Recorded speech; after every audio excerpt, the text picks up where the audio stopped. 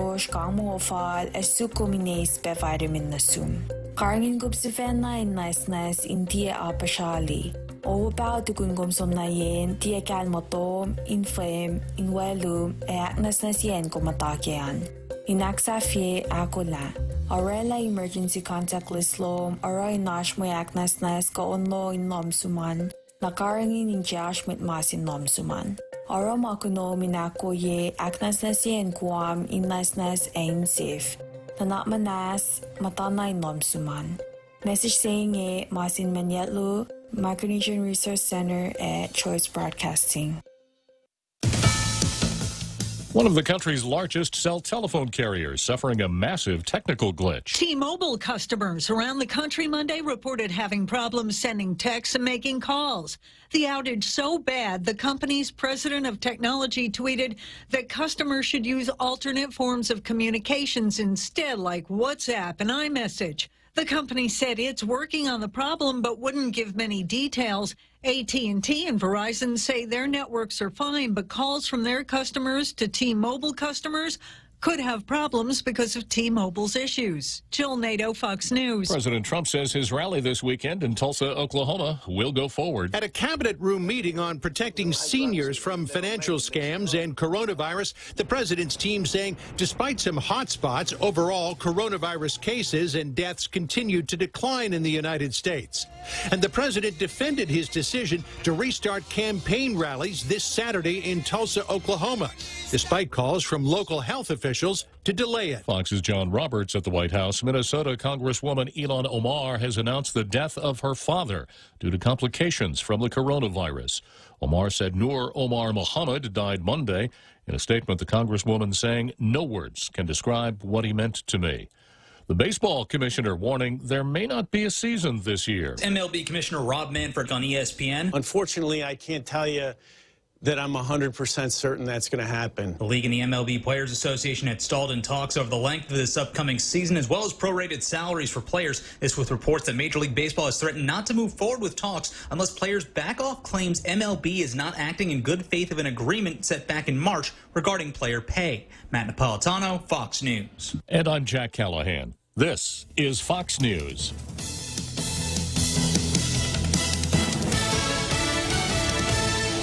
You've got a job to do. Having the right equipment for the job is critical, and East West Rental has the exact tools you need. Get it done faster with the right stuff, whether it's landscaping tools, concrete tools, lifts, trucks, lights, generators, trench boxes, welders, tents, tables, and chairs. They're here to help you tackle any project you're working on, big or small. Open Monday to Saturday, 7 to 5, closed Sundays. Find what you're looking for at East West Rental Center in Upper Tumont or call 646-1463. This Father's Day, be one of 7 lucky winners of Circle K's Ultimate Father's Day Package. Get a case of tomahawk steak, a bottle of whiskey, a case of beer, and a Bacchus beer bag. That's a $300 value. Purchase $25 or more in fuel or any 6-pack or more of Miller Lite, Coors Light, or Blue Moon to receive an entry form. Tune in to the Ray Gibson Show on The Point for more ways to win. Winners will be announced on June 17. Visit 76CircleKGuam.com or any Circle K location for more details. Mezcla Chamorro Fusion Bistro in Hagaya and Tumon are now open for takeout and free delivery services in selected locations. For more information, call 479-2652 or 3 or 969-2652. Open Monday through Saturday from 11 a.m. to 2 p.m. and from 5 p.m. to 8 p.m. Mezcla Chamorro Fusion Bistro brings you island hospitality with the true taste of modern Chamorro cuisine at the comforts of your own home. They take your favorite local dishes and serve them with extra flair you will only find at Mezcla, a true taste of Guam. Tall Tales with Bob Klitzkie is brought to you by Bank Pacific, banking on the Pacific for 65 years. Tall Tales is also brought to you by Security Title, making sure you actually own the property you think you just bought. Welcome to Tall Tales with Bob Klitzkie, the only show on talk radio where common sense is a lot more common. Phone lines are now open at 888-TALK. That's 888-8255. And now, The Point proudly brings you Tall Tales with Senator Bob Klitzkie. A well-regulated militia being necessary to the security of a free state The right of the people to keep and bear arms shall not be infringed. Do you want to argue about that, Real Joe Cruz? No, sir. I want to punch myself in the face if I would argue about that. Good call, Real Joe Cruz. I think you got that one down pat. There's some not so good news on the Second Amendment front today. I've been keeping you up to date on the petitions for certiorari pending before the Supreme Court that would amplify on the current state of the law at the Supreme Court level, which holds that a person has the constitutional right to keep a firearm in his home for his personal protection. But as we all know from listening to it every single day, a well-regulated militia being necessary to secure the right of a free state, the right to keep and bear arms, keep and bear arms shall not be infringed. But the Supreme Court has not spoken to the question of bearing arms, only keeping arms. And when you're talking about the Supreme Court, which unfortunately you'll see very clearly later, every single word counts. And we don't kind of slop around with words like the Post does, talking about normalcy, and like that article yesterday that went from self-determination to political status to decolonization, as though the words had no independent meaning. So when you're talking about what the Supreme Court does, every single word is very important, and it's almost like Sherlock Holmes. And what was the name of it, Real Joe Cruz? The Silver Fox? No, the story. The story about them finding out that the dog didn't bark? Yeah. Yeah, it's not what the dog did, it's what he didn't do. It's what he didn't do, yeah. So it's what the Supreme Court didn't do. They had petitions for certiorari pending before them, and 1, 2, 3, 4, 5, 6, 7, 8 cases, all of which would have been good vehicles for the Supreme Court to use to expand on that word in the Second Amendment, bear arms. And those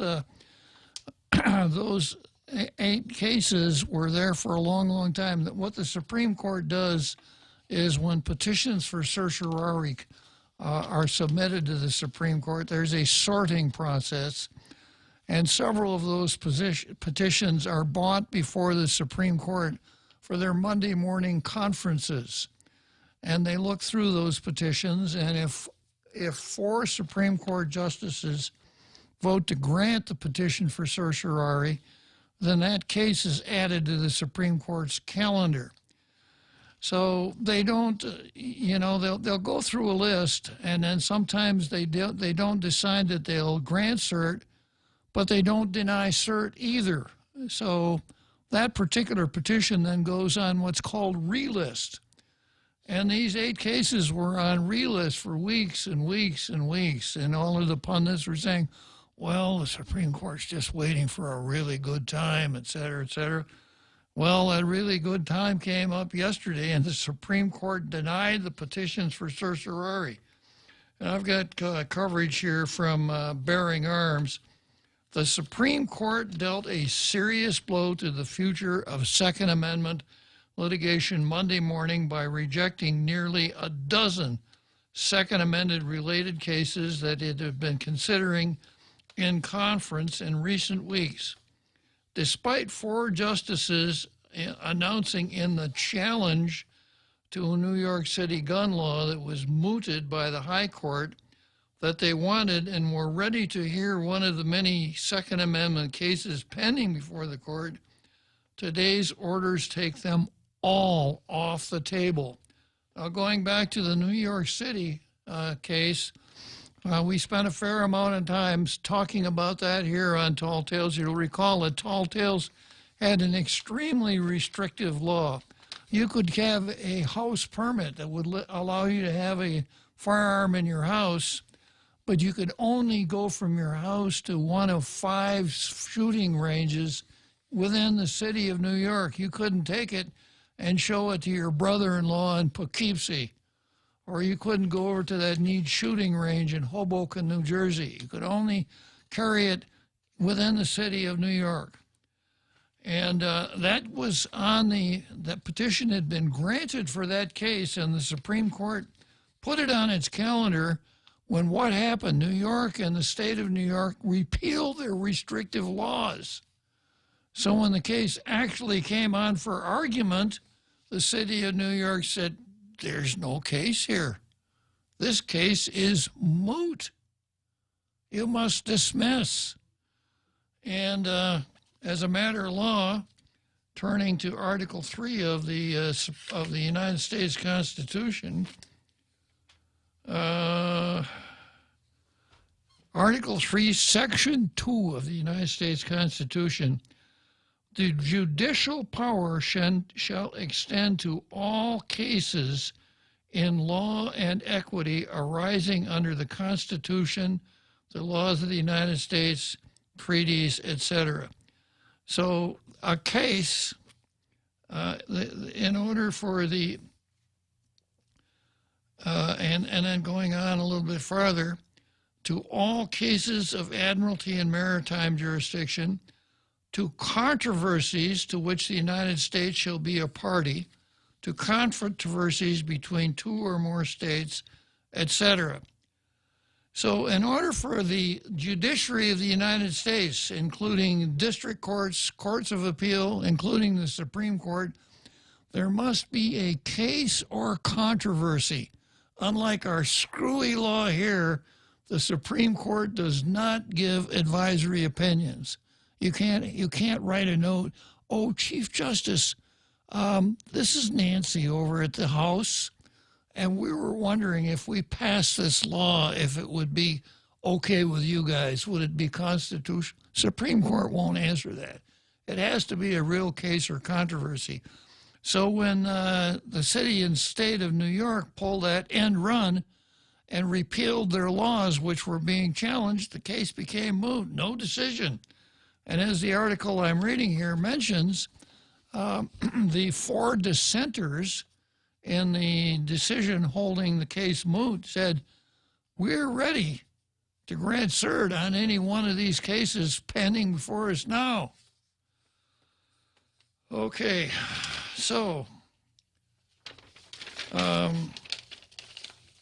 however, the four votes were not there. We did have two justices who weighed in and said cert should have been granted. That was my favorite justice, Mr. Justice Clarence Thomas, and he was joined by Justice Brett Kavanaugh. And this is what they said. It appears that a handful of states throughout the country prohibit citizens from carrying arms in public places unless they can establish, quote, good cause or, quote, justified need for doing so. The majority of states, while regulating the carrying of arms to varying degrees, have not imposed such restrictions, which amounts to a ban on the ability of most citizens to exercise an enumerated right. And they went on to say the courts of appeals are squarely divided on the constitutionality of the justifiable need or good cause restrictions, and division in the circuits is one reason that the Supreme Court will grant cert, etc. So the article speculates. So anyhow, it was those two justices who said we should have granted cert on one of these cases. Why didn't the Supreme Court take a single one of the nearly dozen cases laying before it, given the fact that we know that there were four justices in favor of hearing a Second Amendment-related challenge? Well, the most obvious answer is that the four justices were unconvinced that they would have a fifth and deciding vote to uphold the right to keep and bear arms. So there's a lot of in play and personal politics on the Supreme Court also. They didn't want to bring that case before the Supreme Court because they were afraid that they were going to lose. Chief Justice Roberts joined the majority in both Heller and McDonald, the two decisions that held that there is a personal constitutional right to keep a firearm. But it could be that there are doubts among the conservative wing of the court as to how Roberts would rule in a future case.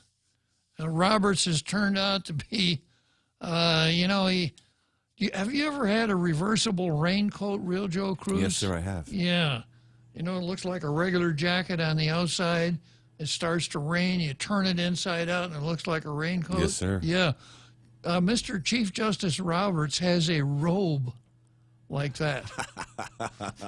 When he wears it regular side out, he's a conservative. Yes. But sometimes he steps back in the cloakroom, takes it off, and turns it inside out and comes out a liberal.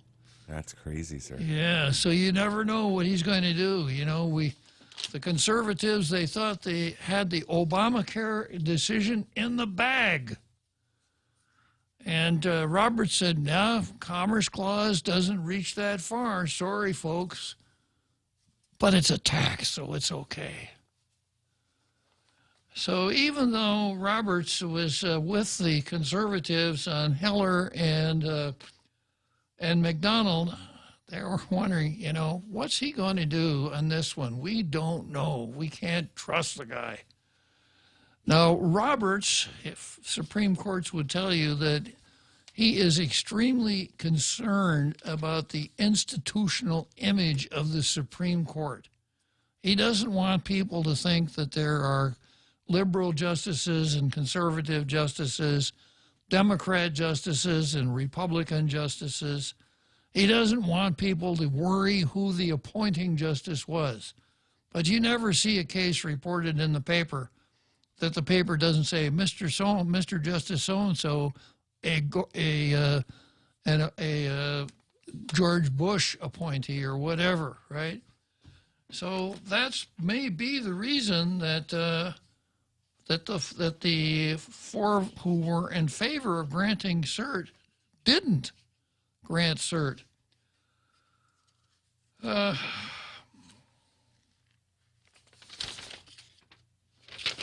That is the most logical theory, and you'll find out a little later on that their inability to read Mr. Chief Justice Roberts is well-founded, because you never know which way he's going to go.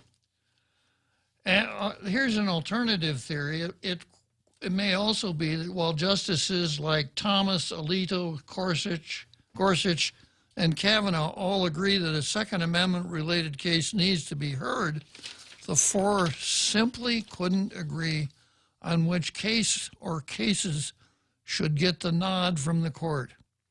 We don't know for sure, because the Supreme Court is one of the last remaining leak-proof institutions in D.C. But I'd say for now, the theory that Roberts is the question mark or has indicated opposition to these Second Amendment cases is the most likely theory.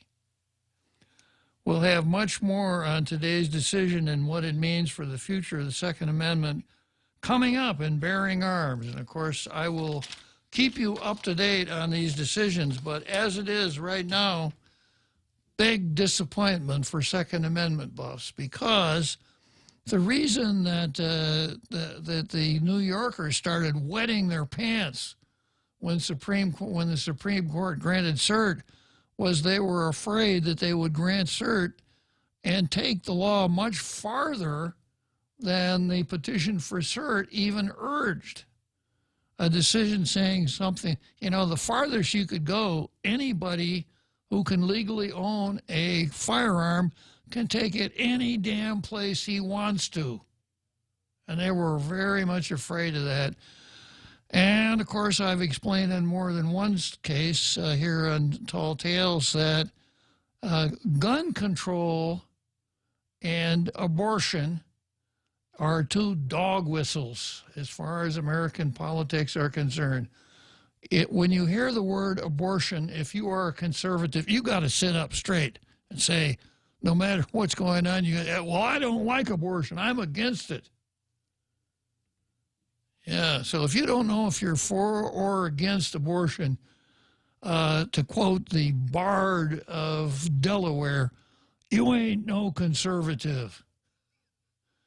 On the other hand, if you hear we got to have gun control, if you're a Democrat, you got to sit up and take, assault weapons, we got to do that. So the Supreme Court is supposed to be apolitical. They're supposed to, if the Supreme Court justices had to walk across a minefield, they'd put their fingers in their ears, close their eyes, and tiptoe because they're not supposed to see all these hazards laying around in a political minefield. However, every one of them has the same anatomical makeup as the real Joe Cruz. That's a frightening proposition, isn't it? It's true, sir. Yeah. And they all have personalities, acquaintances, friends, etc. And there's a theory of judicial realism that holds that, we'd like to think that judges put on that black robe and they almost are mechanically inclined to go through the facts and the law and make a decision. However, the theory is that a judge's or a justice's upbringing, education, circle of friends, life experiences, what he had for breakfast, whether his wife or husband scolded him that morning, have a tremendous bearing on how a judge will decide a case. And I mentioned that in the case of John Roberts, the institutional reputation of the court seems as important to him, or maybe more important than the merits of the cases that come before him. Another example, Sandra Day O'Connor, who I like to refer to as Sandy. I like to be on a first-name basis with these dudes. So Sandy was the first female justice in the Supreme Court, and she wasn't there very long, and the court was evenly divided, 4 conservatives, 4 liberals. Sandy was the swing vote, and it was mentioned in circles that comment on such things that Sandra Day O'Connor was the most powerful woman, if not the most powerful person, in the United States, because she could decide how these contested Supreme Court cases were going to go. And it is written that advocates preparing to argue before the Supreme Court didn't care about the other 8 justices. All of their stuff was to pitch at Sandra Day O'Connor. So the critics said, we've looked at all of Sandra's decisions here. We don't see an ideological thread that ties them all together. We can't say that she has an ideological or a judicial philosophy as to where the Supreme Court should go and how it should get there.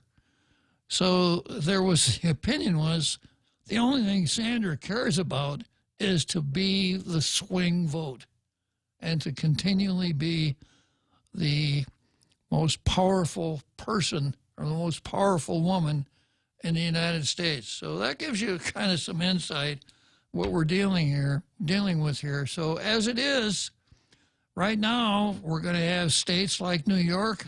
I would not be a bit surprised to see the city of New York put that draconian law back on the books now. As right now, the circuits are evenly divided. The Second Circuit is very anti-firearms. So you're going to see the blue states come out with their gun control laws and probably get away with it because the Supreme Court is sitting on the edge of the pool. but doesn't want to get its feet wet. Okay, so much for the Second Amendment. Let's go to Zemi Ikotny.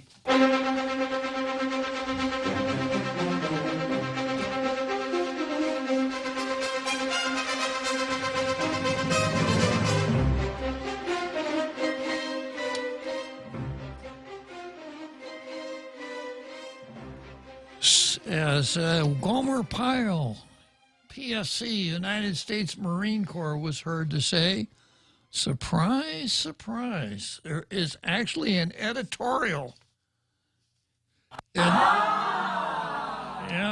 that news hole on the opinion page of the Daily News. It was not written by the Daily News editorial board. But I suppose I shouldn't be too hard on them, because at least what they ran was not Gannett News Service or USA Today boilerplate. It's a piece written by Steve Hattori, the executive director of the Public Defender Service Corporation right here on Guam. So they ceded the editorial page to the Public Defender Service Corporation. That ought to make liberals happy. And this is what he says. Here are some strategies for holding Guam police accountable. So Stephen, apparently, like Jim Moylan, saw the bandwagon go by and decided, I'm going to jump on that one too. Because, you know, since George Floyd was killed by a cop, police accountability has now become a frontline issue, at least for those cities that have decided they don't want to abolish their police departments, which is the easiest way to do away with police brutality. Just don't have any police. By the way, you know, we had another situation where a police officer shot a citizen. This was in Atlanta, and this is probably going to go on the card tomorrow, but it'll go on the card like this. Jack versus Wendy's. And I'll tell you why it's Jack versus Wendy's right after this short break. The Extra Point with Jerry Roberts of Guam Training. Hi, I'm Jerry Roberts, and every day on The Ray Gibson Show, I get to comment on the incredibly diverse, fun, challenging, sometimes frustrating, often exciting, but always interesting world of work. I hope you'll be there with us. You can find daily transcripts of The Extra Point at guamtraining.com. Tune in every weekday morning at 7:20 for The Extra Point with Jerry Roberts, brought to you by Guahan Insurance Services and First Hawaiian Bank on 93.3 The Point. As we emerge from the effects of the global pandemic, Security Title is rethinking how to best serve our customers. With our houses clean and closets reorganized, here's a reminder to take a look at the title to your house and other real estate. Is your trust in order? Is it time to update your wills? Do you have the best interest rate available on your home? As we get back to work, there's no better time to revisit your most valuable asset, your property. Call the professionals at Security Title. We are here to help. Talk Tales with Bob Klitzkie is brought to you by Horizon Properties. Call them at 646-7616 or 777-7792. You can also visit them at horizonpropertiesguam.com. We now return to Tall Tales with Bob Klitzkie, soaring over the confusion with his superpowers of truth. Call 888-TALK. That's 888-8255. Yeah, you remember Jack, right? Real Joe Cruz? I do, sir. He's not our, he doesn't even need to be our Jack. That's true. Yeah, it's like Elvis. You don't, all you need to know is Elvis. You don't need to know what his last name was, or that's Jack, right? Like Prince? Yeah, like for the artist formerly known as Prince. Yeah, that's Jack. Well, the style of the case is going to be, or the bout is going to be Jack versus Wendy's. Oh, wow. Yeah, because what happened was this guy was in the Wendy's drive-thru asleep. I see. And because he was sleeping in the drive-thru and blocking everybody from driving through the Wendy's drive-thru, Wendy's called the cops on him. Wow. Yeah, now Jack is not going to take kindly to that. You can bet on that. Jack knows what a drive-thru is for. Yes, sir. Right? Yes, sir. Yeah. It's, you know, like if you're going to call a talk show, where do you do it from? Yeah, drive-through, sir. Drive-through, yeah. And, you know, I mean, if you happen to be tired and it's a bright, sunny day, what's wrong with sleeping in a drive-through? There's nothing wrong with that, sir. Yeah, so I'm kind of anxious for Jack. Maybe he'll call at the end of the program and tell us the arguments that the anti-Wendy's arguments that he's going to make, and Jack versus Wendy's, right? I look forward to it, sir. Yeah. And maybe he'll call from Wendy's if we're lucky, right? Yes, sir. Yeah, Jack and his backup princess. Yeah. Could you say that a little louder, Jack? Fries. Fries. A fish wish and fries. Did you hear me that time, Bob?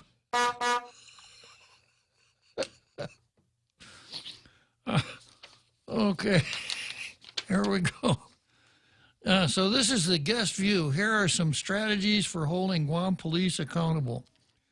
Cities across the country follow D.C.'s lead by painting Black Lives Matter and other words of support on city streets. And then Steve says, I applaud the masses of protesters risking their health to stand up against the killing of George Floyd. So it looks like Steve is kind of a wokester. In the midst of a pandemic of historic dimensions, the collective need for justice has overwhelmed the natural instinct of self-preservation. Where is this guy? Oh, yeah, public defender. How could I forget? Yeah. But like the global warming or any other worldly problem, the question becomes, what can we do here on our small, isolated island to reduce racism on a worldwide level? We can start by reducing racism within our own community. The focal point caused by the horrific slaughter of George Floyd is, of course, police misconduct. There is no greater symbol of government than the police department. The guns and batons wielded by those sworn to serve and protect begs the question. Well, it doesn't beg the question. I'll give you an example of the logical fallacy called begging the question, Real Joe Cruz. Are you still beating your wife? No, sir. Well, that's good. When did you stop? I never did.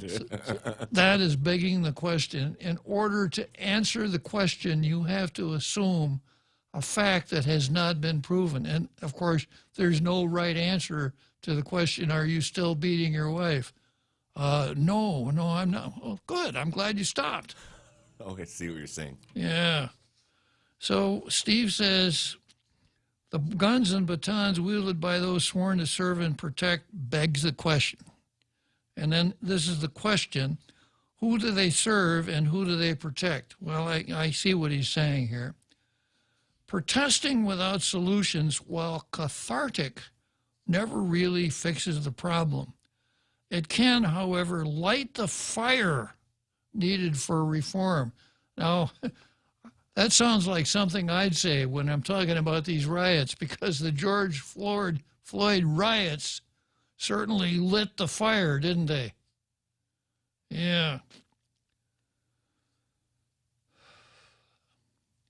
And then he goes on to say, here are 4 simple fixes that go a long way towards restoring faith in our law enforcement system. And he lays them out. I have to stop here and say, police misconduct is police misconduct. If it's because of racial animus, it's bad. If it's not because of racial animus, it's bad. It's kind of like Jim the Wokester and his hate crime bill. So from here on, Steve Hattori only talks about fixing police misconduct.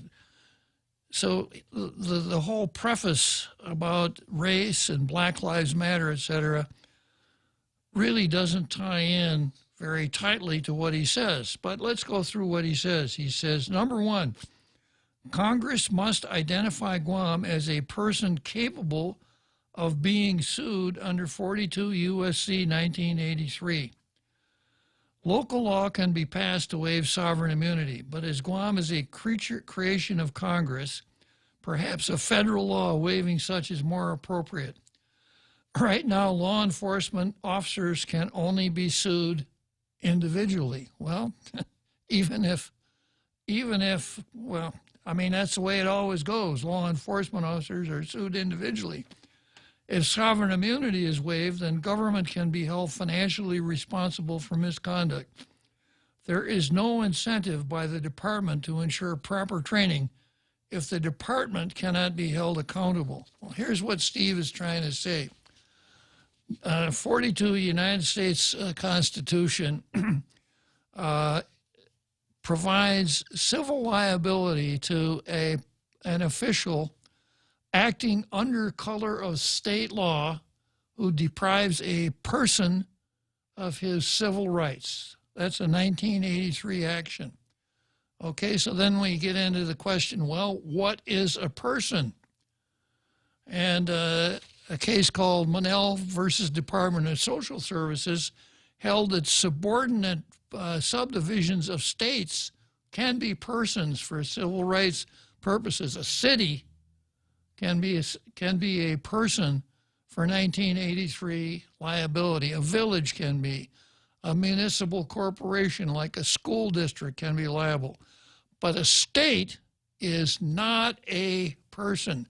So a state cannot be liable under 42 United States Code 1983. So if a police officer deprives, who's acting under color of state law, deprives a person of his civil rights, that certainly looks like George Floyd, right? Then in that particular case, the state of Minnesota cannot be sued because the state of Minnesota is not a person. We've had a ruling, believe it or not, from the very United States Supreme Court dealing with Guam, saying that Guam is not a person. A case called Narangas versus Sanchez, going way back to the 1980s, said you could hold Sanchez liable, but you cannot hold the territory of Guam liable because Guam ain't a person. So Steve wants to change that. He wants Congress to change the law to say that Guam is a person liable under 1983. Would that help? I don't think that would help.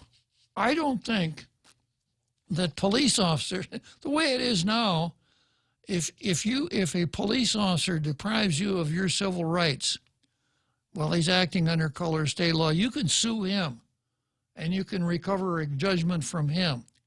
Now, the fact that you could sue the territory of Guam and recover a judgment from the territory of Guam, I don't think it's going to have that much impact on the conduct of individual police officers or even the leadership of the department.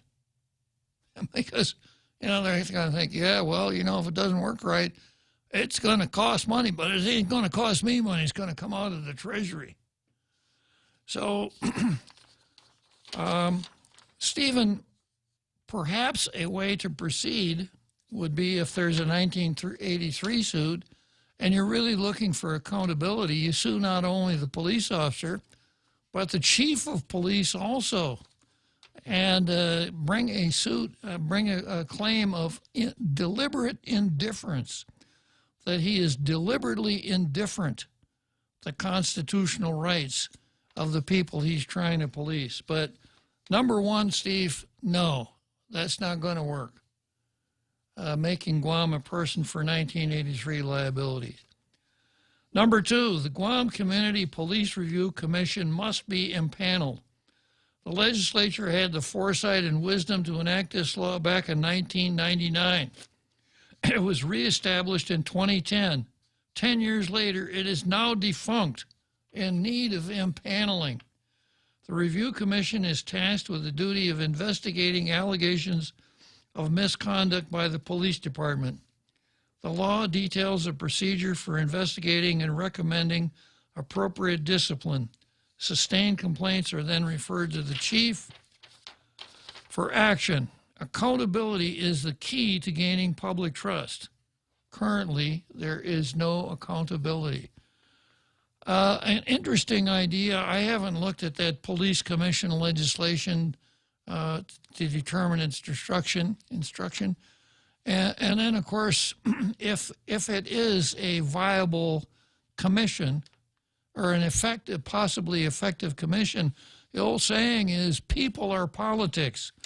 Who you put on that commission is going to have a tremendous impact on the effect that commission will have on policing. Number 3, statutorily mandate the disclosure of Gileo information. Gileo information is information that can be used for impeachment. Impeachment evidence tends to discredit the witness.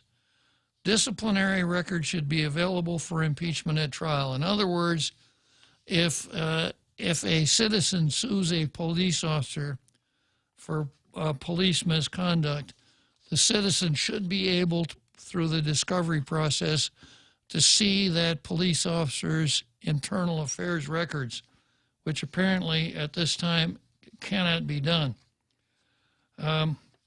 There should be public, as you were, currently neither the AG's office nor the police department release information on sustained complaints of police misconduct. Well, of course we know why, don't we, real Joe Cruz?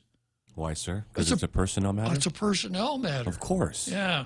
And that's, you know, he makes a good point there, and we ought to just tear that whole phrase out of our vocabulary. You know, this excuse, well, it's a personnel matter. Well, what is the government of Guam made up of? Flying monkeys? Personnel.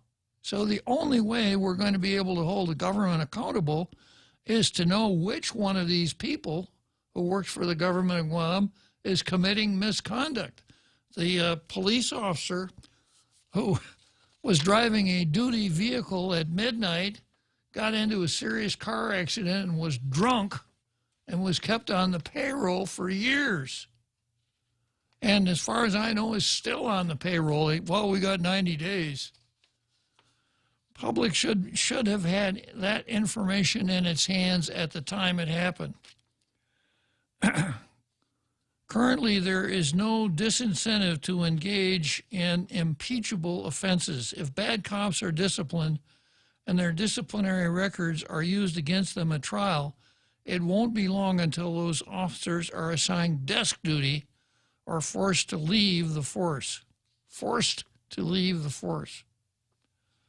Accountability is the key to gaining confidence. Well, that's true. 4, acquire police body cams. Millions of dollars worth of body cams are available through the Bureau of Justice Assistance.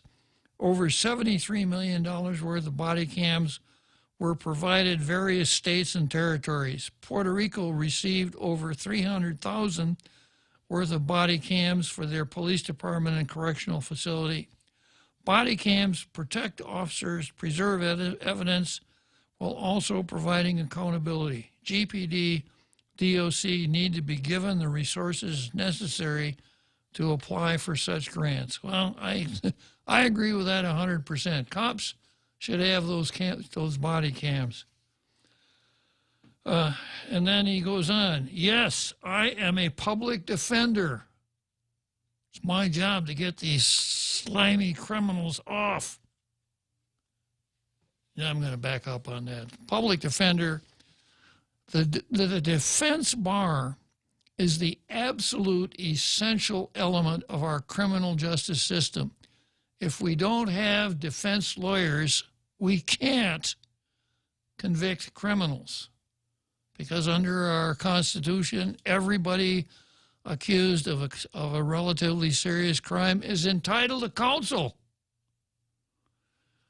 And that's why we have public defenders now. In a famous old case, Gideon versus Wainwright, held that anyone accused of a felony is entitled to counsel. And if he can't afford it, the state will provide counsel. Before Gideon versus Wainwright, if you were accused of a crime and you couldn't afford a lawyer, you had to defend yourself. And you had the famous story about a man defending himself was he's examining the witness to the crime, and the witness to the crime has already identified him. It was you. So he's cross-examining, and he says, "Mr. Witness, how can you be so sure it was me when I was wearing a mask?"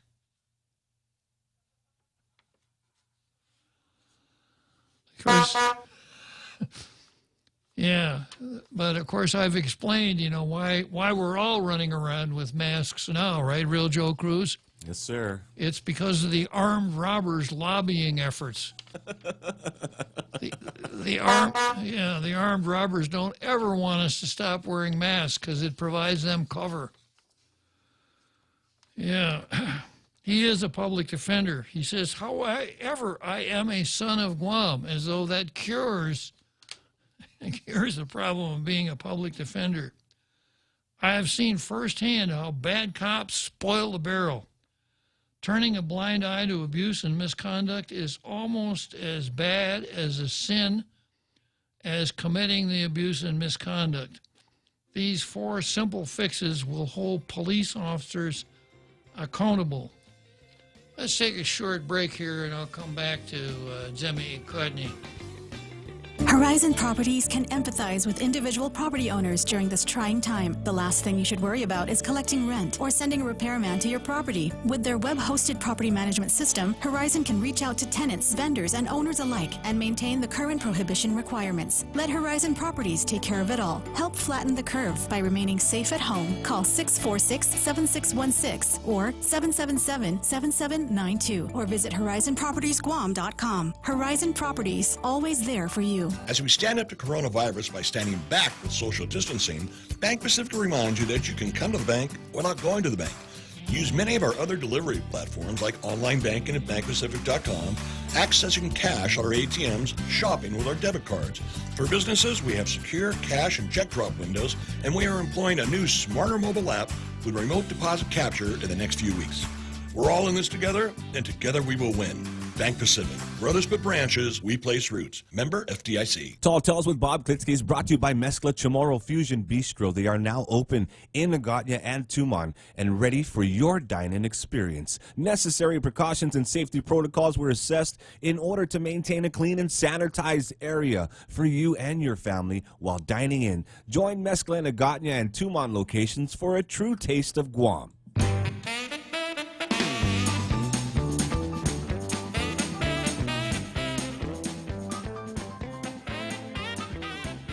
So, Real Joe Cruz, yeah, I got Jimmy on one. I'll get to you in just a second, Jimmy. So, Bank Pacific, right? Yes, sir. Let me pretend I'm a horticulturist, Real Joe Cruz. Okay, sir. Do you know what a horticulturalist is? Yes, I do, sir. Don't let that first syllable throw you off, now. Someone who hoards? Yeah, you were the one that cracked the nut on dormer, right? Yes, sir. A man who lives in a dorm, yeah. Well, yes, I know what a horticulture. Good, Real Joe Cruz. That's very good. So let me see if I got this right as far as Bank Pacific is concerned. Other branches, other banks have branches, right? Yes, sir. Yeah. But Bank Pacific has roots. Yes, sir, and they're deep. Yeah, so Bank Pacific has been here for a long enough time to sink its roots deeply into the soil. 65 years of roots, sir. And because they have deeply rooted, they ain't going to go away. I've seen so many. I saw Chase Manhattan, Bank of Tokyo, Bank of America. I saw them come and go. Yep.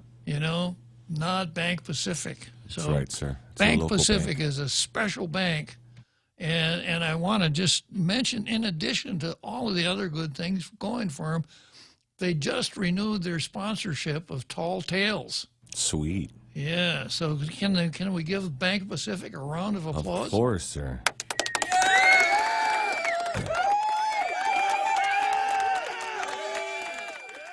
All right, thank you, Phil. Okay, I'm going to finish up with Stephen Hattori here, the public defender, and then I'm going to go to Jimmy, and I'll probably need a public defender myself after Jimmy gets done with me. He says, yes, I am a public defender. However, I'm also a son of Guam. I've seen firsthand how bad cops spoil the borough. Turning a blind eye to abuse and misconduct is almost as bad a sin as committing the abuse and misconduct. These 4 simple fixes would hold police officers accountable. Accountability is the key to restoring trust. I am certain that even good police officers support accountability. Let's begin the process of reform at home. These protests are meaningless without real change. Well, I'm going to tell you something, Stephen. These protests are meaningless as far as Guam is concerned. It's a great opportunity for the wokesters to get out there and virtue signal, but they're not going to lift a finger to deal with misconduct in the police department. Stephen winds up by saying, let's make these reforms happen so that the death of George Floyd is not in vain. Well, a nice sentiment. I'll just leave it at that. One more thing you could have put on your list, Stephen, is qualified immunity. The Supreme Court had several petitions for writ of certiorari lying before it to do away with or modify the doctrine of qualified immunity. They did the same thing to those petitions that they did with the firearms petitions. Qualified immunity means this, that a law enforcement officer can't be held for violating the constitutional rights of a citizen under color of law if the right that he violated is not a matter of clearly established law, which kind of means if you sue a cop for a particular kind of misconduct, you got to be able to find a situation where another court found that was a violation of civil rights. Otherwise, it's not clearly established law and no liability. It's a classic case of one of those where you can't get there from here. So the Supreme Court had that laying before it, decided it wanted to do that, didn't want to do that either, but I'm sure that, well, I'm not sure. I don't know if it'll ever come back again. It's a judicially created defense, and we'll watch it and keep you up to date on it. And now it's time, excuse me, Jimmy, I got a frog in my throat. Well, so just to hop out. I'll tell him, Jimmy. I'll tell him Jimmy said so. Hey, I hadn't called for a while, but I'm awake. I'm woke. And you're one of the most woke people I know, Jimmy. You guys from Missouri. This morning I am. But anyway, I'm sure you know this. You know, you was talking earlier. Okay, I got 2 things to talk about. First, the lawyer joke. And second, cats. Cats. Yeah, but let's talk about the lawyer joke. All right. I'm sure you know this. Any man who chooses to defend himself without a lawyer has a fool for a client. I know that one, yeah. Yeah, it's old. But anyway, the cats. Okay, I found a cat. And he was going round. And I took it home. It was a female cat. Took it home, fed it, gave it some milk, started buying cat food for it. And then it started having kittens. And then they grew up. And they started, this is true. This is true. Then they started having kittens. And then they grow up. And all those cats, they just sit around there and they say, row, row, row, give us some food, give us some food. Give us some milk, give us some milk. We're going to have some kittens. So I think they're demo cats. Very good, Jimmy. I've heard Very good, Jimmy. I've heard shaggy dog stories before, but this is the first time I've ever heard a shaggy cat story. No, this is demo cats.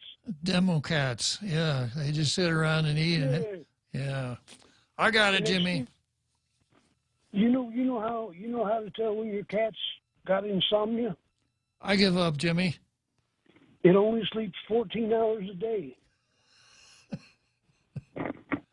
Okay.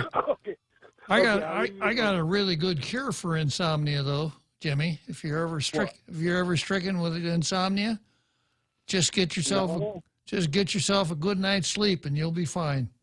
Okay. I'll keep that in mind. Always a pleasure, Jimmy. Yeah. Okay. Okay, so let's see. I got about 2 minutes before the big halftime show, and I haven't done the post editorial yet. So let me just cruise through the Facebook gang here until the halftime show, and then I'll come back to. Yeah. Okay. I didn't have to worry about that one too long, did I? Okay. Right after the halftime show, we'll go to the post.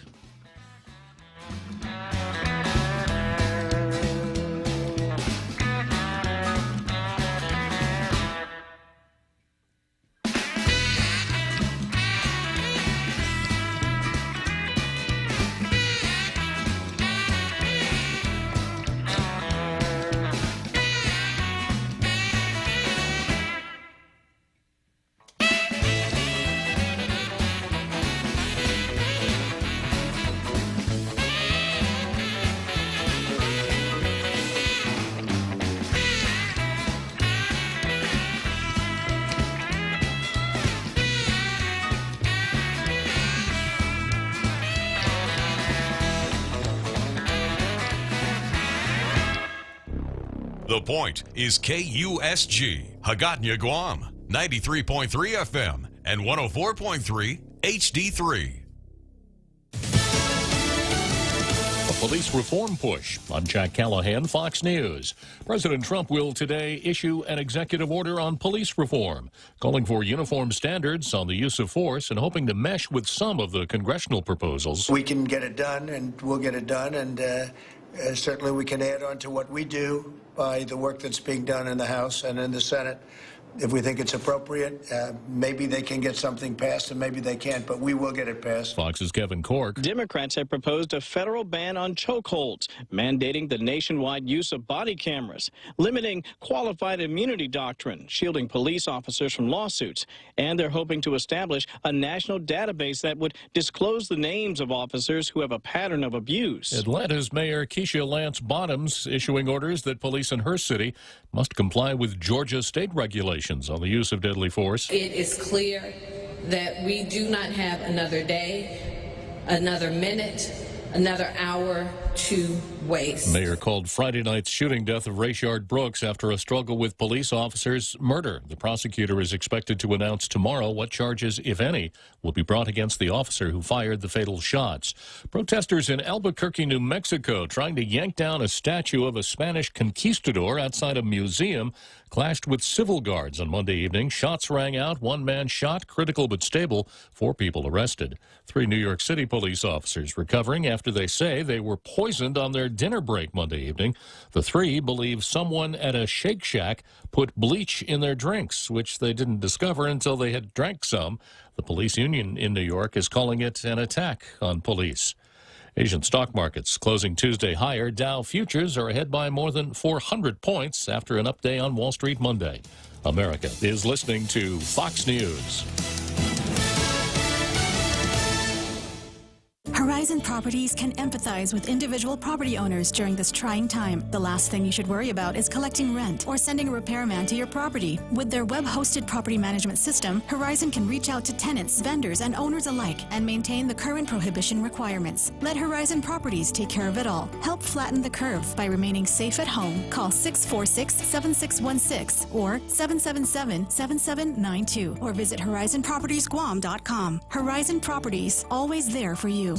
Mescla Chamorro Fusion Bistro in Hagåtña and Tumon are now open for takeout and free delivery services in selected locations. For more information, call 479-2652 or 3 or 969-2652. Open Monday through Saturday from 11 a.m. to 2 p.m. and from 5 p.m. to 8 p.m. Mescla Chamorro Fusion Bistro brings you island hospitality with the true taste of modern Chamorro cuisine at the comforts of your own home. They take your favorite local dishes and serve them with extra flair you will only find at Mescla, a true taste of Guam.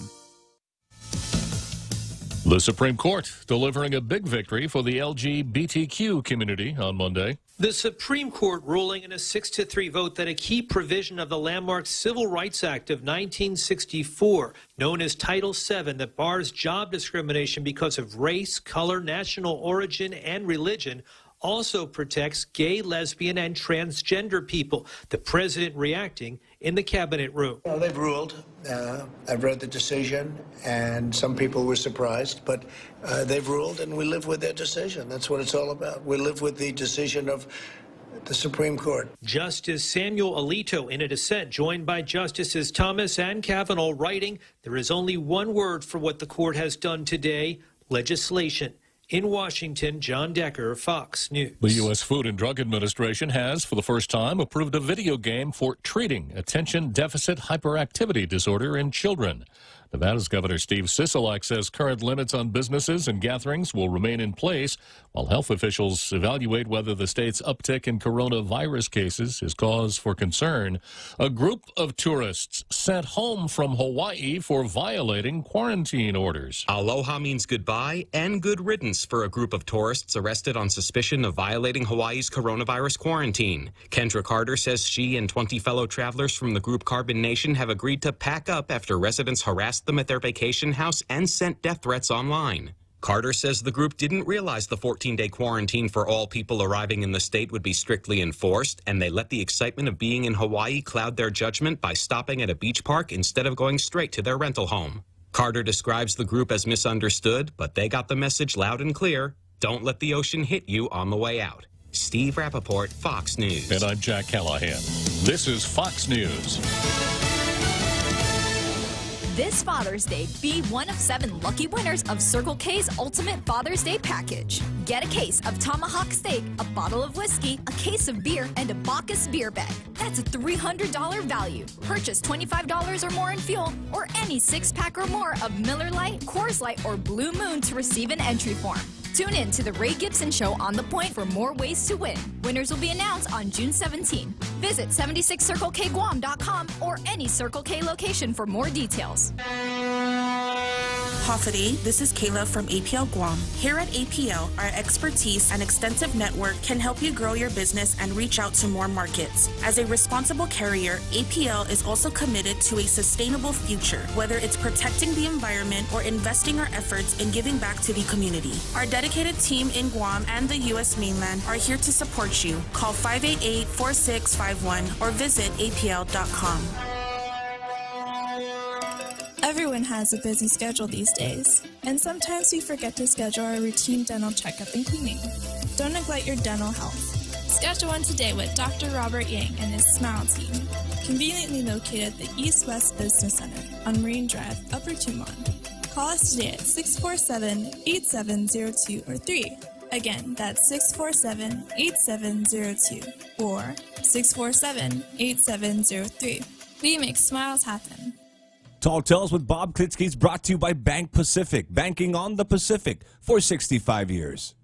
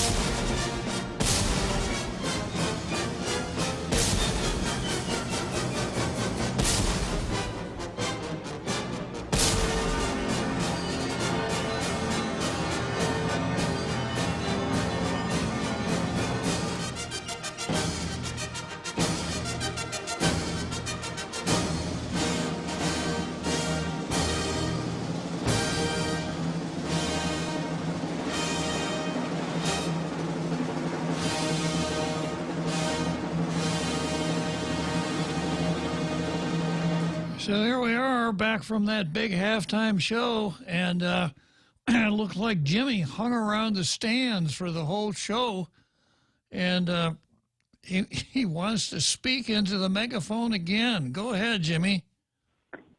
Yeah, it just occurred to me. There's a lot of racists on Guam. Really? A lot of racists. Some of them do. Ray Gibson's one of the chief racists. Really? Some of them do 10K or 5K races. Some of them do even half marathons. A lot of races around here. Very good, Jimmy. Okay, I promise. No more. Thank you, Jimmy. Very good, Jimmy. A lot of races. Yeah. 10K races, 5K races. Yeah. Okay, well, so much for racism, right? Is a person who runs a lot of Guam Running Club races, is he a racist, Real Joe Cruz? No, sir. Just wondering. Okay, the Post. Still Demi Ikotny. Not much dynamite here today. A well-thought-out reopening of child care centers, key to return to, guess what? Key to return to... Normalcy? Yeah. Oh, that's cute. Yeah. So we circle normalcy, and we put C- on the paper, and we put it back in the folder. I'm so glad you weren't my teacher. Yeah. Yeah, if you can't get the headline right, and I know what the rejoinder is. Well, normalcy's in the dictionary. It's okay. Everybody uses it. But as I spent a little bit of time talking about here, just in the first half, when we're dealing with things like the Supreme Court, words are really important and close. You know, and I would hold that in serious conversation, the rule is that close only counts in hand grenades and horseshoes. Otherwise, you got to say the right word. You got to mean not only mean what you say, but you got to say what you mean. And this fudging of the language that the left is doing, where if I were referring to my support here and the other side of this glass sitting there as a producer of the show, if I were to refer to him as they in order to be politically correct, that just tears up the language. That's George Orwell. That's 1984. So if you're in the newspaper business, be precise with the language you use. I go back to that article yesterday in the Post where they went from self-determination to political status to decolonization, as though they all meant the same thing. And it did extreme violence to the subject of that particular article. So, Daily Post, if you want to get blue stars, don't put words like normalcy in your headline. So this is a very short Demi Ikotny there. From there, we go to the card. And this is what I got on the card for today. No surprise, Troy versus Janela. We're up to 31 days. And Tina Rose versus Emergency, we're up to 5. And then we're going to go to the national setting again. Supreme Court really did it to us here. I went through the denial of the petitions for cert on the pending firearms cases. And I'm going to go to another case that I have labeled Woke Gorsuch versus Kavanaugh. Yeah, this, if you didn't know what the word sex meant before, if you read the latest Supreme Court case written by Mr. Justice Gorsuch, you won't know either. But I'll explain that. Then I've got Tello versus Shelton. I've got Hawaii versus Guam. I probably should spend a little time on Joan Uggan Chotforus' story. It was such a stem winder. But, you know, I could probably spend the rest of the program just talking about Joan Uggan Chotforus' dynamite story about Kelly Marsh Titano writing a letter to the lieutenant governor. It was such an exciting story. I'm not going to talk much about Jim Moylan versus Frank Miller, but I've got to spend a little time on Woke Jim versus Minneapolis because it's a preface to my rap about universities. And if there's any time left, you can always go back to Joni Kanga Kerr and Mike San Nicolas. And what a character. Mike San Nicolas. I let Mike San Nicolas's cat out of the bag yesterday.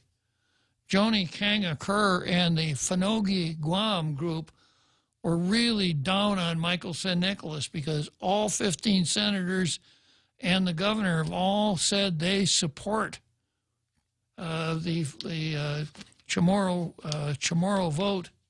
And Michael San Nicolas came back and said, yeah, I support everybody being able to vote. And I'm sure that made them happy. Okay, starting out with Troy versus Janela. I think everyone is familiar with the background here, but it has now been 31 days since Crystal Paco San Augustine read that famous statement that let Janela off the hook for making an apology. And then as far as Tina Rose Munya Barnes is concerned, she's up to 5 days now. She hasn't found an emergency dealing with the public safety, public health or safety. What was it? Not public health or safety. It's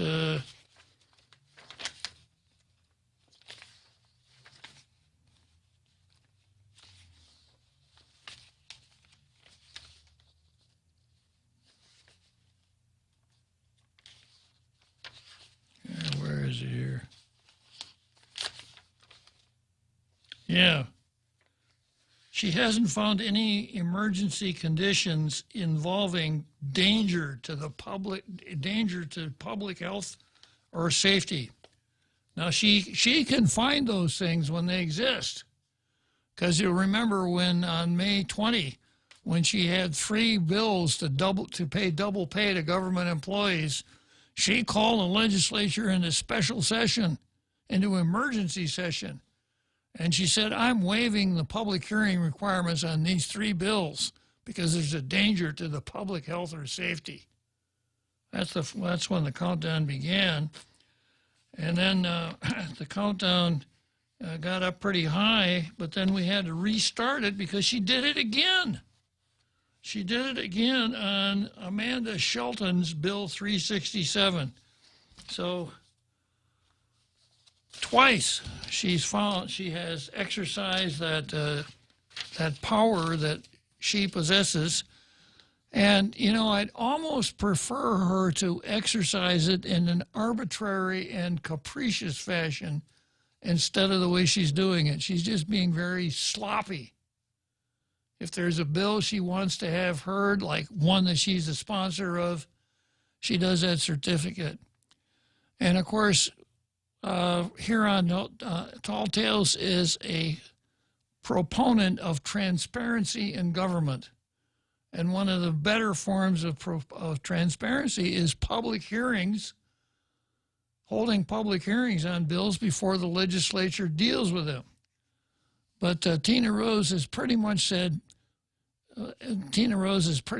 apparently watched Treasurer Sierra Madre too many times. Because when someone says, hey, Tina, these bills can't go before the legislature because there needs to be a public hearing, or you need to do a certificate. Tina Rose waves a piece of paper around. She says, certificate? I don't need no stinking certificate. Here's my certificate.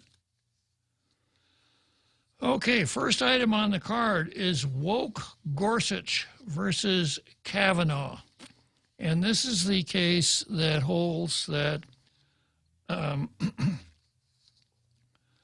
this is the case that holds that the Equal Employment Opportunity Act reaches transsexuals, etc.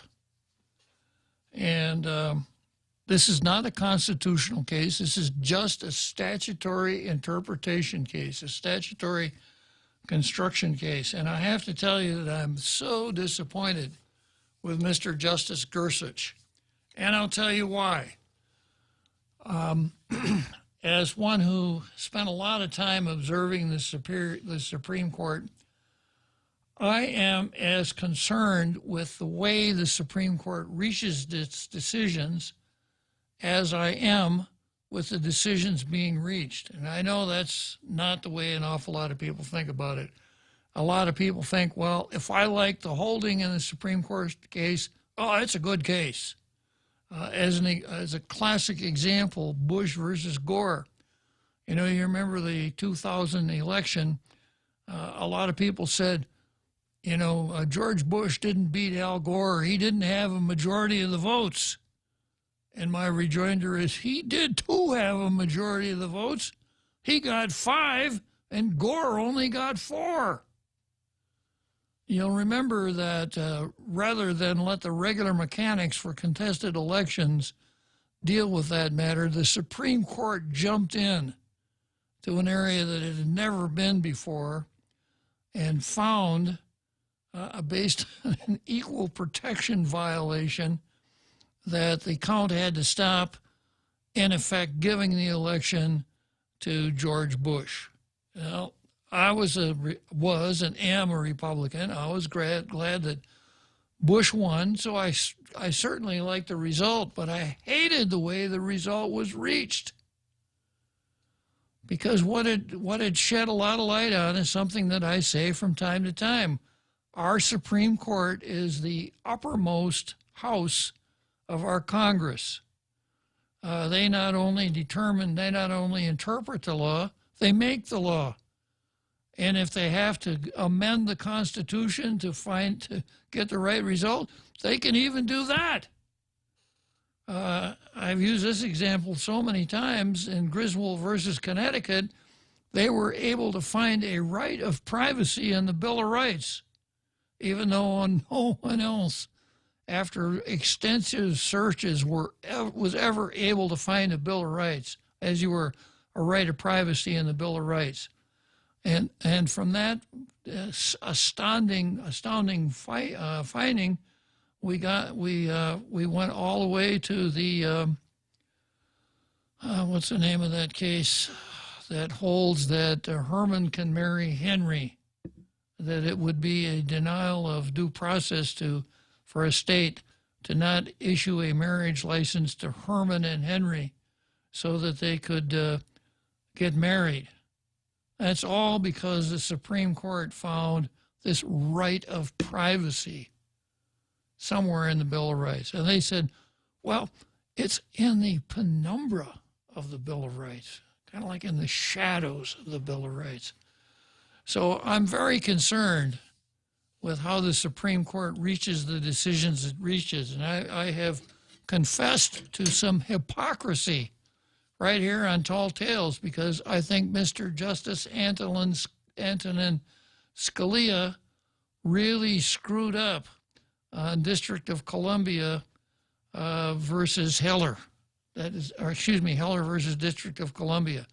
That is not a well-decided case, and Scalia had to junk his own rules of statutory interpretation, as your constitutional interpretation, to reach that result. So it was very poor judicraft on the part of the Supreme Court. In fact, Mr. Justice Stevens said that it was the worst decision that ever came down during his 20-plus years on the Supreme Court.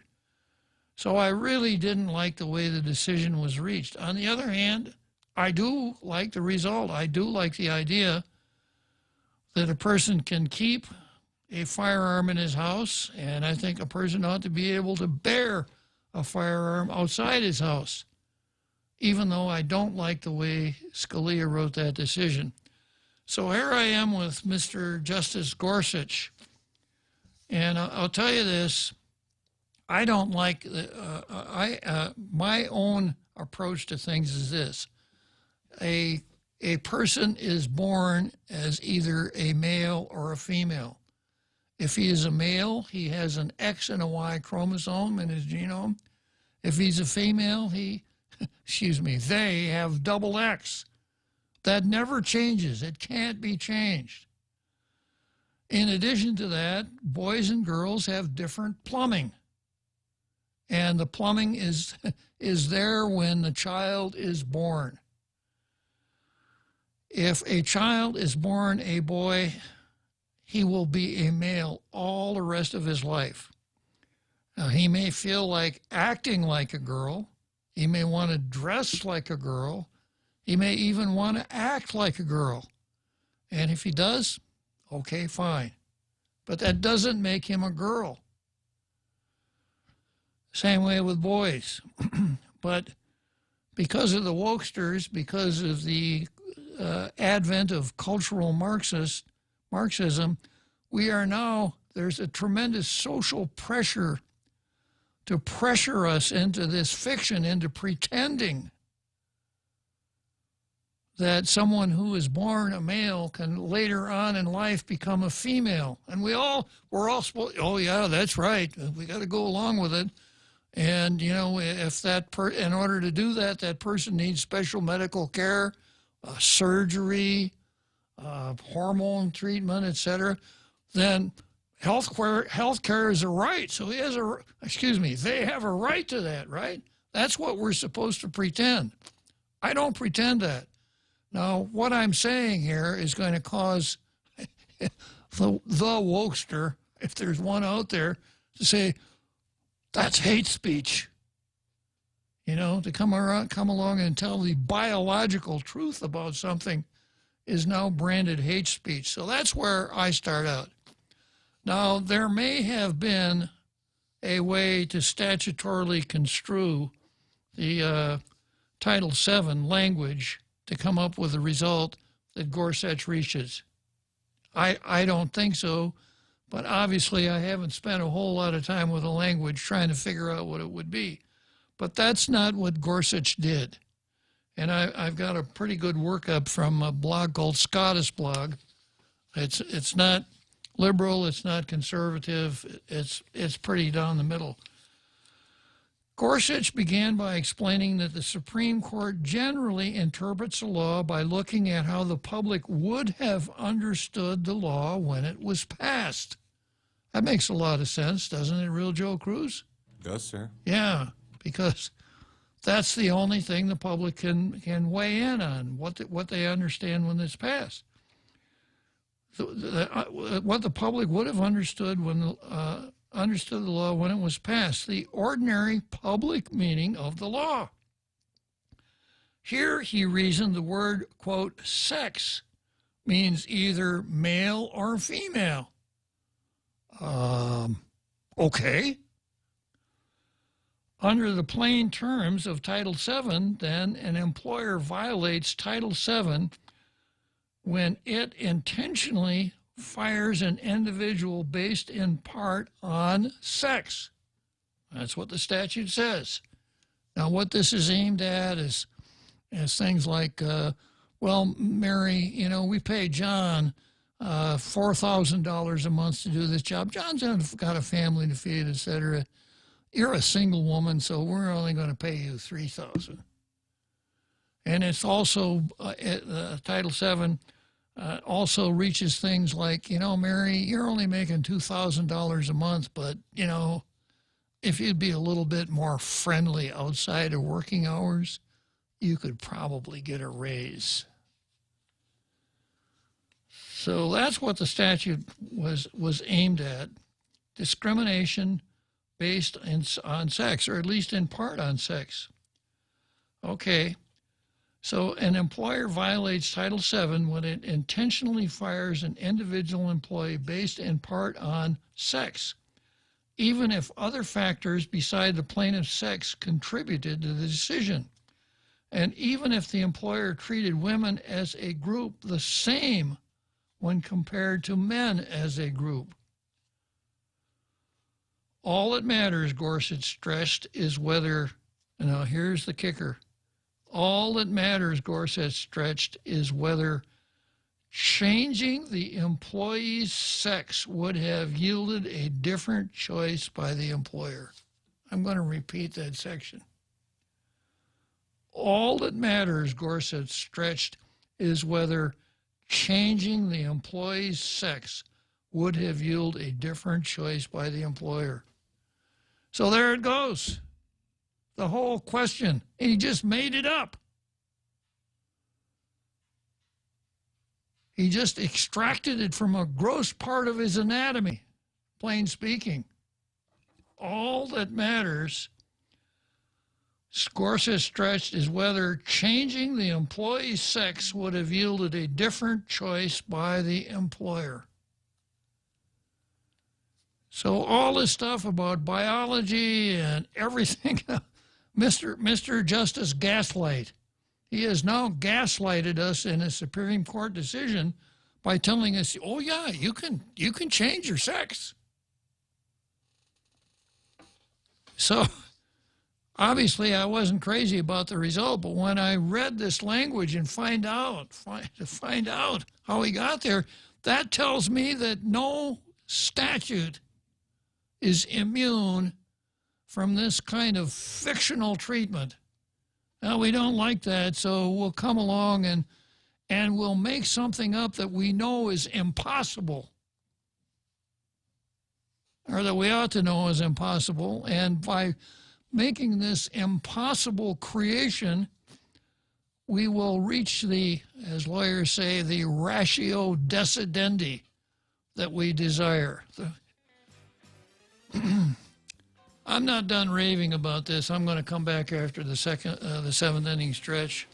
The Extra Point with Jerry Roberts of Guam Training. Hi, I'm Jerry Roberts, and every day on The Ray Gibson Show, I get to comment on the incredibly diverse, fun, challenging, sometimes frustrating, often exciting, but always interesting world of work. I hope you'll be there with us. You can find daily transcripts of The Extra Point at GuamTraining.com. Tune in every weekday morning at 7:20 for The Extra Point with Jerry Roberts, brought to you by Guahan Insurance Services and First Hawaiian Bank on 93.3 The Point. As we stand up to coronavirus by standing back with social distancing, Bank Pacific reminds you that you can come to the bank without going to the bank.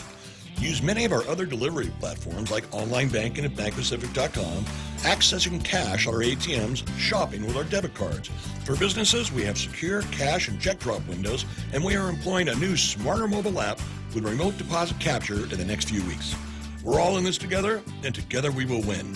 Bank Pacific. Brothers but branches, we place roots. Member FDIC. Tall Tales with Bob Klitzkie is brought to you by Horizon Properties. Call 646-7616 or 777-7792. You can also visit them at horizonpropertiesguam.com.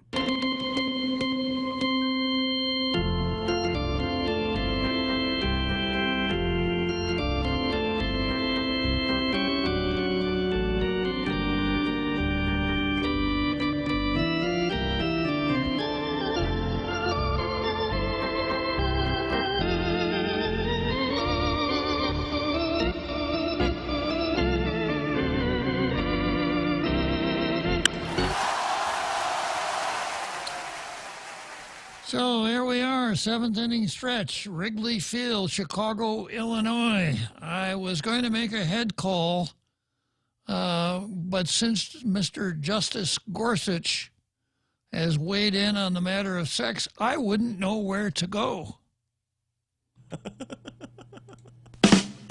Yeah, life becomes a little more difficult every day, doesn't it? It does, sir. Yeah. So, you know, when Gorsuch was appointed, he was the conservatives' dream. Here comes a conservative justice, boy, we're doing great now. We got a conservative. We got probably 5 conservative justices if you count Roberts, and Gorsuch is right in there. And when it comes down to that, obviously, I am a conservative. I want to see conservative justices. But if he had pulled a shenanigan like this to rule the way I think he should have ruled, I would be just as angry. Just as angry. Because he just made it up. It's just fiction. Now, I've got an interesting post. Nate Horn's in here and says if they have male plumbing, they shouldn't be allowed to play female sports and set new records. Absolutely, and that has become a very contentious issue. And some of the states have even come along and passed laws that said, you know, if you are a guy, you can't participate in women's track events, etc. And of course, this whole thing is all part of the identity politics game, because the identity politics folks, the neo-Marxists want you to think males and females are the same. But because of society and because of oppression, women have not had the same breaks as males.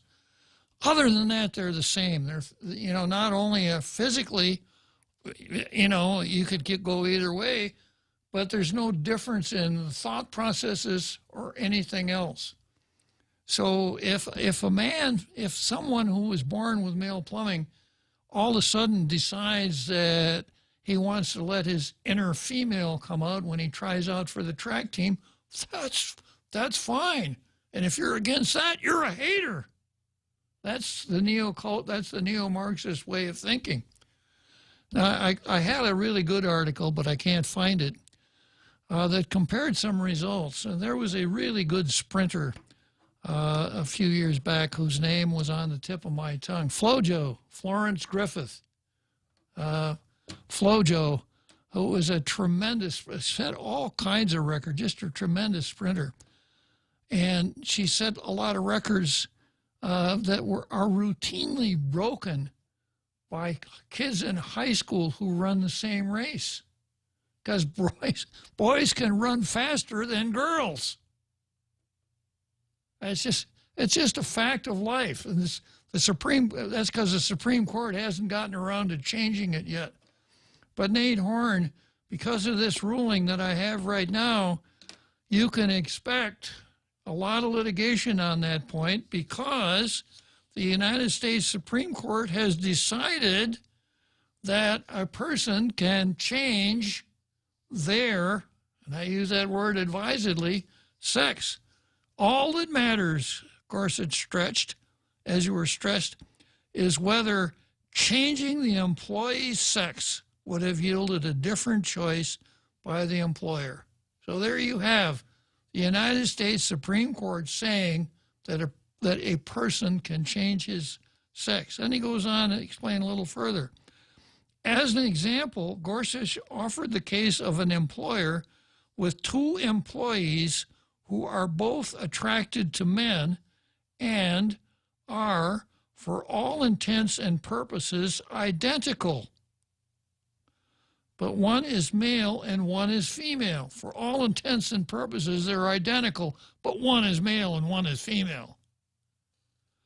If the employer fires the male employee only because he is attracted to men, while keeping the female employee, Gorsuch wrote the employer has violated Title VII.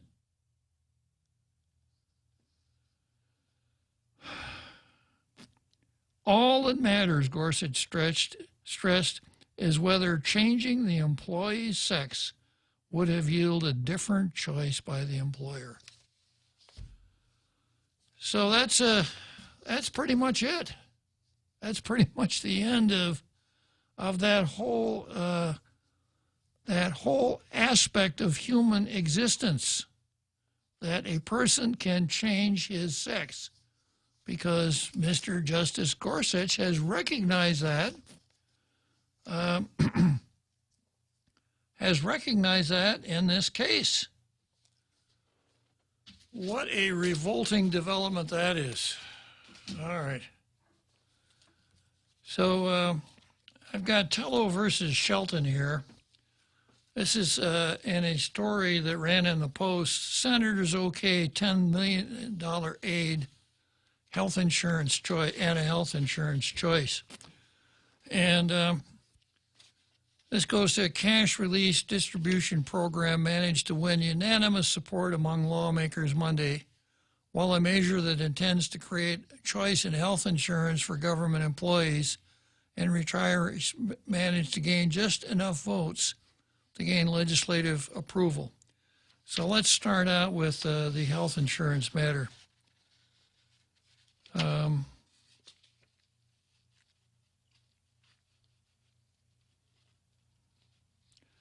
8 senators passed the insurance choice measure. You know, we've talked about that a lot. Ken has made it. Ken Leon Guerrero has spoken about it quite often, and how foolish the legislature is to think that they have the kind of understanding necessary to mess around with a group health insurance program the size of this one. Meanwhile, 8 senators passed the insurance choice measure, Bill 366, sponsored by Senator Jose Terlaje and Speaker Tina Rose Muñoz Barnes. I guess there was no danger to public health or safety here because Tina didn't waive the public hearing requirement. 6 senators vote against, while 1 senator, James Moylan, was excused. This measure allows a selection committee to submit the 3 highest-ranking health insurance proposals to the governor, who then selects the most economical and beneficial plan. This is defined as the lowest cost option. Government employees or retirees may choose one of the other qualified plans and pay the difference out of pocket. Raging Lee, Kelly, no, they list her name here as Kelly Marsh, but I think they mean Kelly Marsh, Titano, Sabina Paris, Mary Torres, Therese Terlaje, and Vice Speaker Talina Nelson voted against Bill 366. Well, good for you 6. I'm going to be really sexist here, Real Joe Cruz, because now if these girls don't like it, Mr. Gorsuch says they can change their sex. Wow. Yeah, so these 6 girls voted against it. Good job, girls. Joseph Cameron, a government retiree, issued a statement as representative to over 1,500 retirees. I want to make it clear he does not represent me. Majority members of both the Servicio para Imanamco and the Guam Association of Retired Persons have expressed and are very disappointed in these senators who voted against their wishes. Even though the bill passed, Joseph, you're still disappointed, huh? Maybe you can, that's what the left does, you know. If you don't go along with them, even if you get the results you're looking for, you have to destroy the people that were against you. Here's another dynamite bill. Bill 24135 creates rip current and hiking safety awareness program. Guess who the sponsor of that one was? Who is it, sir? I had a frog in my throat a little earlier. I won't tell you her name. I'll give you a hint, okay? Oh. Who was it? Drain the marsh. Uh-huh. And then we had 21435 creates lease protections for tenants who are victims of abuse. This is a Mary Torres. Mary Torres, I guess, in keeping with Mr. Gorsuch, shows that you can change your party for certain bills too, and you can introduce Democrat bills. Creates lease protections for tenants who are victims of abuse. Creates landlord-tenant problems and invasion of private property rights for landlords is what it does. So if 2 people have a domestic relations problem it also becomes the landlord's problem. Because if this bill is signed, it gives one of those people, or maybe both of them, the ability to break the lease. Said, I'm out of here.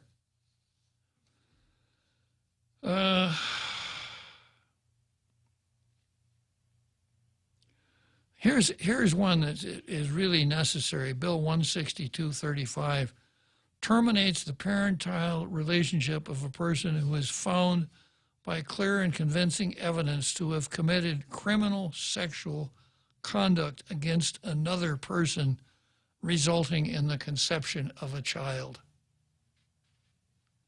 I just heard on the radio today that this 14-year-old girl thinks that this 40-year-old man is the father of that child. So when this bill is signed, then that parent-child relationship could be terminated. That's really great. That's really heavy-duty thinking. Okay, the other part of this news story here, cash distribution program managed to win unanimous support among lawmakers Monday. In these challenging times, family is more important than ever. Families who did not receive funds for young adult dependents and family members with disabilities deserve equal access to financial assistance, Amanda Shelton said. Now, I once again, the words deserve. If the government is giving away money, maybe a person who could be eligible for the gift, but does that mean that that person deserves it? You know, to me, in order to deserve something, you must have made some effort to get it. Would you go along with that, Real Joe Cruz? I would, sir. Yeah. Like every once in a while, I'm thinking, Real Joe Cruz deserves a scolding.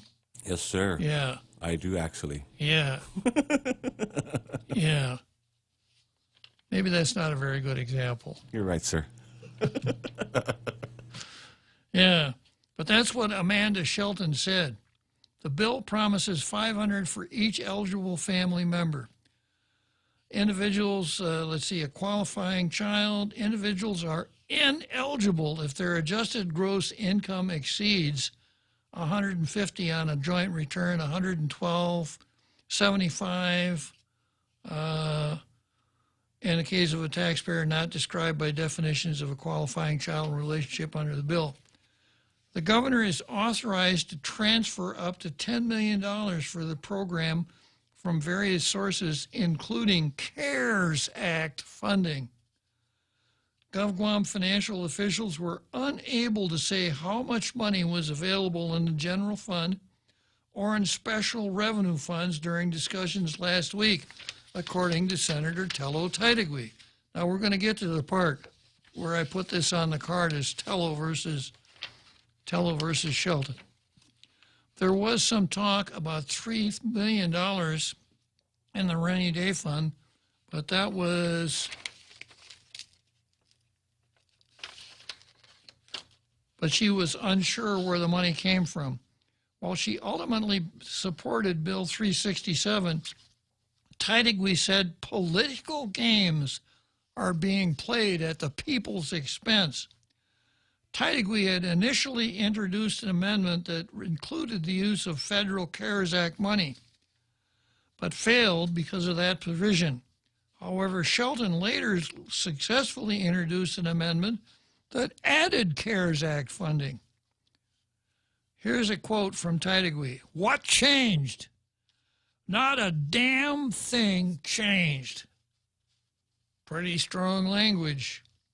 Teitigui said, this was frustrating to no end because they were playing games there. Now, once again, I used to have a really good handle on THEY. I knew exactly what it meant. I knew exactly how to use it in a sentence. I could define it.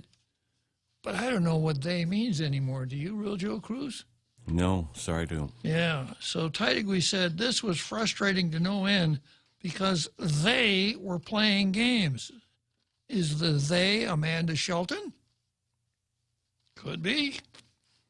If the intent was to help people and we knew there was no money locally and that we'd have to use CARES money, then the governor didn't need this bill to do it.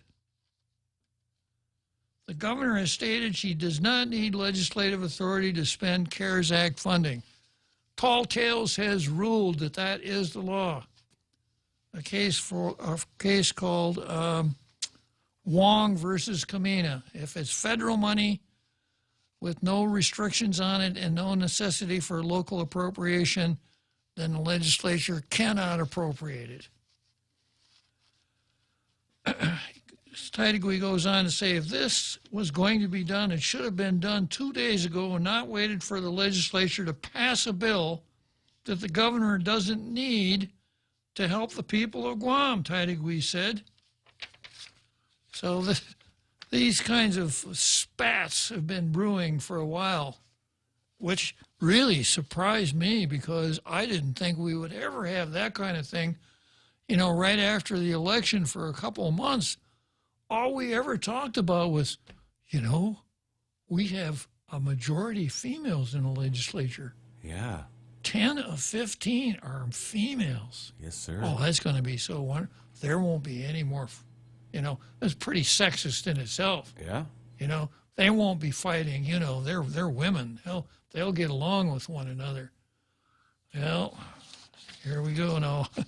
Ray apparently oftentimes likes to deal in superlatives. Ray says, this is the dumbest legislature he's ever seen.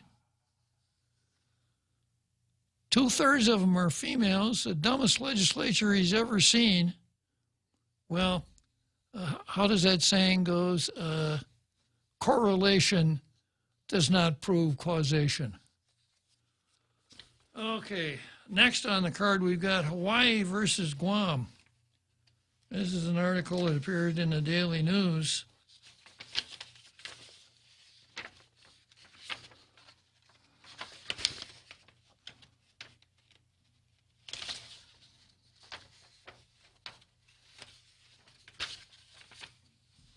The federal government and I'm going to change this, okay?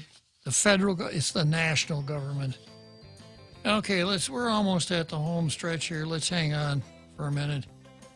As we emerge from the effects of the global pandemic, Security Title is rethinking how to best serve our customers. With our houses clean and closets reorganized, here's a reminder to take a look at the title to your house and other real estate. Is your trust in order? Is it time to update your wills? Do you have the best interest rate available on your home? As we get back to work, there's no better time to revisit your most valuable asset, your property. Call the professionals at Security Title. We are here to help.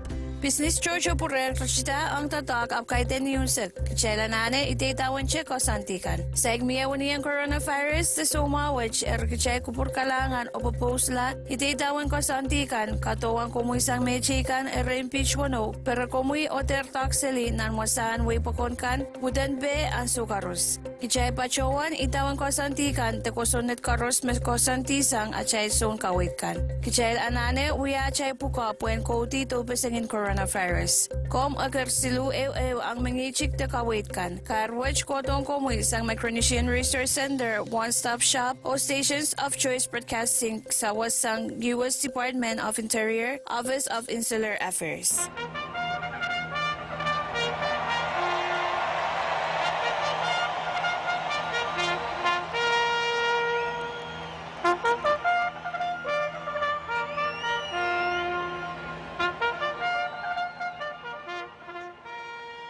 So here we are, heading down the home stretch, Tall Tales. I'm right here at Churchill Downs in Louisville, Kentucky, and I look out the window, and who do I see out there? Another Joe. So another Joe I'm going to get to you in just a second. I want to read something here that Denise Legaspi post, Denise Legaspi, alias Lady D, going back to my comment that I didn't know what Tello Titagui meant when she said they are playing games. Denise says, I'm guessing that they, meaning the governor and that the they, meaning the governor and administration and legislature. So it could be, but I think Denise shares my chagrin when she says, I'm guessing. So we've got to the point where you hear the word they. As I said, I used to know exactly what it meant. I could define it, I could spell it, I could use it in a sentence. I knew its possessive form, them. I knew all about it. But now it's like Denise, I got to guess what it means, thanks to the identity politics brought forward by the cultural Marxists and their useful idiots. Okay, so another Joe, I was wondering, ko Malango how? Okay, I just Malango? You're not sick? No, I'm just heading out from the Wuhan. Yeah, okay. home. Because when you didn't call all day, I thought, hey, Malango, see another Joe? Well, I'm getting older, so I got to be careful. I don't want to get sick. All right. But Uncle Bob, what I was thinking is a lot of people give the sense that they don't really have confidence in government of Guam to get them back to work and employed, and we're not really sure that we're going to get the number of tourists that we need back. And the other area of our economy is the military, and we don't know how much money we're going to get from the military buildup in the near future. So having said that, the only thing that we seem to have, so to speak, is the expression is a bird in the hand is worth two in the bush. All we have is the stimulus money from our national federal government. What are the odds that they would allow us, they would authorize us to take that stimulus money, go to Hawaii, Oahu, where they have a more diverse economy, buy up several of these hotel resorts over there in Honolulu, Waikiki, or some other, somewhere in Oahu or one of the other islands that has a regular tourism, and start shipping out our unemployed over to the great state of Hawaii to get employed. We can start employing them there, right? And they can be working at the hotel resorts that the government of Guam buys. I mean, was it the Pacific Star is owned, I think, by the Republic of Nauru? Is that right, Uncle Bob? In the beginning, it was owned by the Republic of Nauru, but they don't own anything anymore. They're a financial basket case. So do you think that we wouldn't have the ability and the authorization to go to, maybe buy a hotel and start employing our unemployed there in Oahu? Is that something that they'll frown upon? Well, I read a daily email called Civil Beat from Hawaii. It's not looking any better there than it is here, another Joe. In fact, maybe worse. Oh. Yeah. Well, I was hopeful. All right, Uncle Bob, thanks for your time. I'll just keep listening to what you guys say. Okay, another Joe. Thanks for calling. Yeah. So another Joe, Hawaii. Well, that's what I've got right here in front of me. Let's see. The national government, the paper says federal, but we don't have a federal government anymore. National government in the past reported that Guam was the top destination for compact migrants, with Hawaii second. But those figures were adjusted last October after it determined Hawaii's compact migrant population had been underreported. About 24,700 compact migrants were in Hawaii between 2013 and 2018, the new report states, with Guam hosting the second largest population at 18,900. As a result of the population adjustment, Guam will receive a much smaller share of the $30 million in federal compact impact reimbursement, and Hawaii will receive much more starting next year. That's why I labeled this Hawaii versus Guam. The annual reimbursement is being adjusted to make up for the $13 million as you were, $13.47 million in overpayment to Guam, and the $15.48 million in underpayment to Hawaii. The net result is Guam's annual compact impact reimbursement will drop from $14.85 million to just $7.6 million. Hawaii's reimbursement will increase from $13.1 million to $21.42 million. So we're going to be down to $7.6 million compact impact reimbursement. Those guys in Hawaii. Okay, I got about, 2 minutes to go? Well, let me cruise through Facebook comments and see if there are any pithy comments here.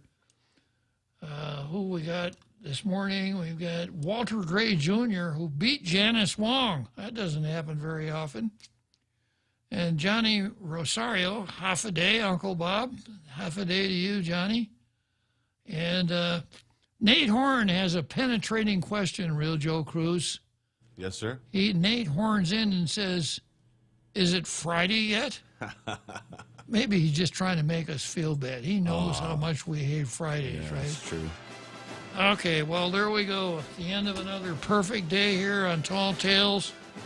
I'll be back tomorrow, and when I get back tomorrow, I will not have changed my sex. I will still be a man tomorrow. Although, according to Justice Gorsuch, I could.